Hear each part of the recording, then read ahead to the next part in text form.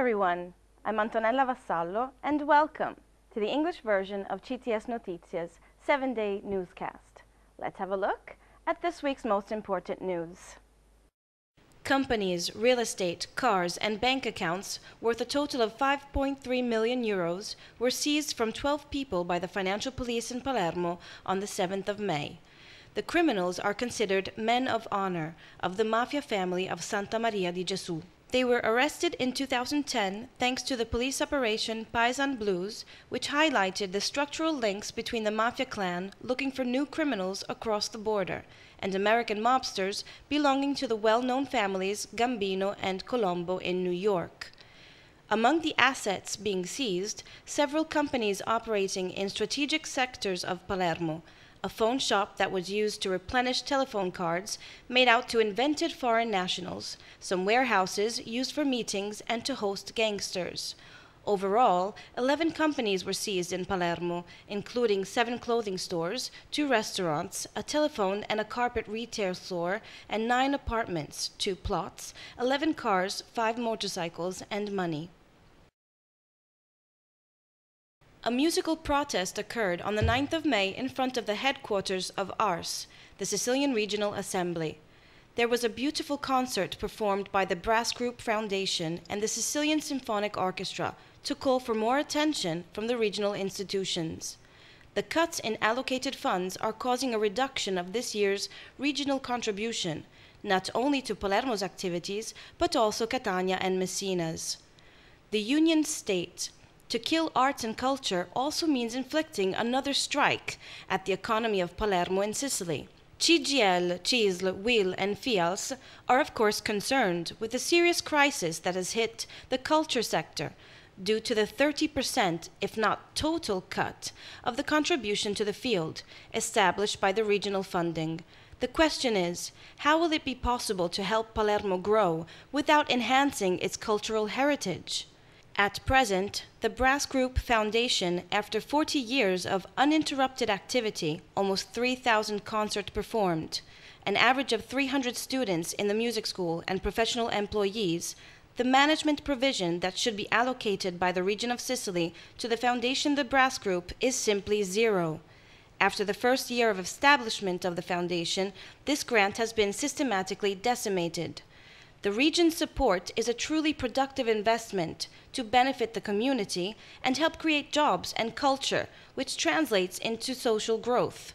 To prevent this calamity, on May 9th, the Sicilian Jazz Orchestra, the music school faculty, the administrative staff, and the employees of the foundation joined the employees of other foundations of music production to express their anger and disappointment. Scenes of madness are occurring in the vote count for these administrative 2012 elections, which threaten to become a real mess. Not yet resolved is the controversy about the tardiness in Palermo, the slowest in Italy. The data is to be completely reviewed. This announcement unleashed total chaos among various electoral committees of mayors and councillors, who were already celebrating like the mayors of Sciacca, Villabate, Edice, and Mr. Bianco. According to the Department Office of the Regional Local Municipalism, the calculation of the percentages had to be done according to the number of all valid voting cards, even those in which only the name of the candidate list was marked, omitting that of the mayor. From this year, in fact, preferences must be explicitly declared on the card. The vote to the list, in fact, doesn't automatically go to the mayor connected to it, as in the past. For this reason, mayors Di Guardo, Tranquida, Di Paola, and Cerrito had gone to bed as mayors and woke up as candidates at the ballot. During the evening of the 9th of May, the elected mayors who were disputed again were finally able to celebrate, but according to Palazzo d'Orleans, it's necessary to recount the votes for the councillors in every municipality, all Palermo excluded. The 10th of May was the National Day Against Unstable Employees. The union CGL organized 100 initiatives in Sicily. Outside the provincial employment offices of Palermo, Agrigento, Caltanissetta, Caltagirone, Messina, Palermo, Ragusa, Siracusa, and Trapani, The union called for investment and innovation to create new employment, the abolition of unstable contracts, less forms of employment that hide scams, the extension of unemployment benefits, the regulation of internships, and fair compensation. It is precisely the youngsters who were highlighted by the General Secretary of CGIL Sicily, Mariella Maggio, protagonists of the initiative who have been betrayed by the government's false promises. The data on unemployment among young people in Sicily says a lot. It amounts to 42%, and in some provinces it exceeds 50%. Stay tuned. We'll be back after a short break. ctsnotizia.it, your new, up-to-date online newspaper. Scroll down with your mouse to read the latest news from Sicily and the world. ctsnotizia.it, 360-degree information. You will also find regional notices, recipes, events, gossip, sport, entertainment, and much more. ctsnotizia.it is also a video-on-demand site, live radio, and TV. You can comment our articles or send us yours to be a protagonist with us. We give this meaning to information. What about you? Starting today, CTS spreads out. Besides Palermo and its province, our programs are also visible all over Sicily. And that's not all. CTS is visible on the satellite platform Italica TV, channels 26 and 27 in USA and Canada, and all over the world on our daily news website, ctsnotizia.it. CTS, to be the first. No more gazebo businesses in Palermo. The decree that prohibits gazebos has been signed, and from May 16th, it prohibits the use of facilities outside pubs, restaurants, and pizzerias, which henceforth can only be installed in areas which are closed to traffic. The battle led by the Special Commissioner Luisa Latella, together with the municipal police, strongly disturbed traders, who announced they unfortunately will be forced to lay off staff. The ordinance foresees heavy fines and temporary closure of all those activities with any type of structure that invades the roadway or that is placed illegally on public land. Whoever is in possession of the authorization can continue to use them until the expiry date, but then they will have to comply with the new legislation. All owners will have 60 days to remove the gazebos, says the commander of the municipal police, Serafino Di Peri. If they fail to comply with the new laws, the municipal administration will remove the contents with their own means or with private companies, and sanctions will therefore increase. The 11th of May was dedicated to the Favorita Park. The Economy Department of Palermo signed a memorandum of understanding between all those who took part in the board for the promotion and development of the park. Gaetano Armao, the economy counselor, was also present. The aim of the agreement is to give back the park to the citizens of Palermo, not only in terms of space, but especially in terms of services and livability. For this reason, GESIP's employees will be responsible for cleaning, and Biosfera will look after the plants and order maintenance for the next 5 months. An agreement that will allow savings of €1 million for the restyling of the park.